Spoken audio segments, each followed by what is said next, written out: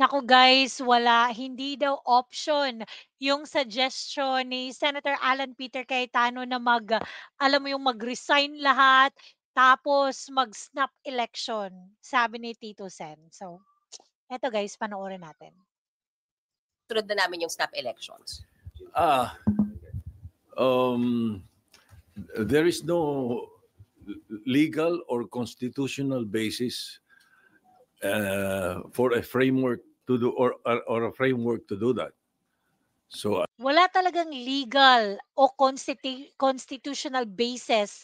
Kasi ngayon lang 'to nangyari, eh, hindi pa 'to nangyari dati, Tito Sen. Ngayon lang, garapalang kinurakot, nilimas ang budget ng Pilipinas. Kaya wala talagang basis, walang legal basis. I think it is an opinion of a legislator. So I will leave it at that. Hindi pwede hindi pwedeng gawin yun at the moment. To restore the trust of the public daw, SP, sa gitna ng mga issues ng corruption. Well, first of all, and I have vowed already, we will make sure that the budget process, as far as the Senate is concerned, will be transparent and accountable. Everything will be done through the eyes or within the purview of the people, no, of the public. So that's one. No? And then hopefully the ICI can open to the public its deliberations. You know? Naku, isa din 'yan guys. Hindi open yung deliberations ng investigation nila at eto pa, sinabi ni Caloocan 2nd District Representative na si Edgar Irisi, lumapit daw sa kanya yung isa sa mga ano ng ICI, 'di ba tatlo 'yan sila ka-judge. Yung isa lumapit daw sa kanya at sinabing magre-resign na lang din daw kasi sa sobrang.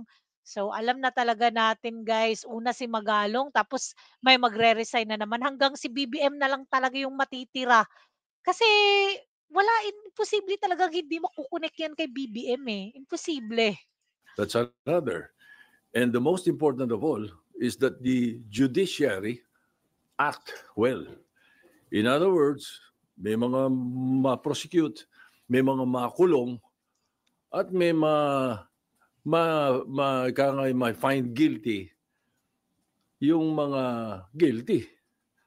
You know, to make sure that those who are guilty are proven so and are sentenced.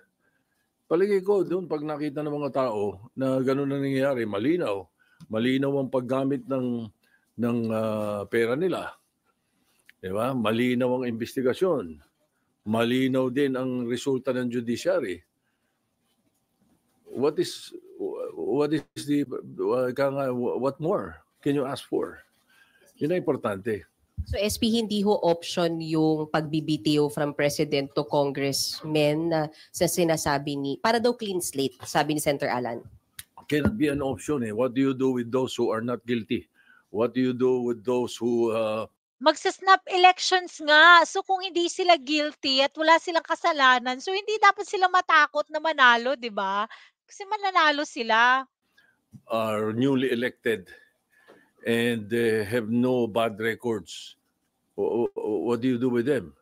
Magsa-snap elections nga, Tito Sen, at kung mananalo sila kung wala silang bad records. Ano ba 'yan? Idadamay mo doon sa mga guilty or sa mukhang guilty kung hindi man guilty.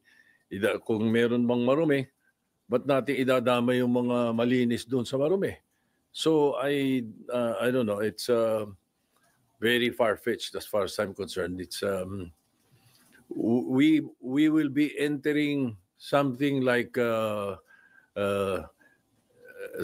uncertainty and chaos in the political world pagka ganun. Ayaw niyo lang talaga kasi takot na kayo, hindi na kayo mananalo, eh. 'Di ba?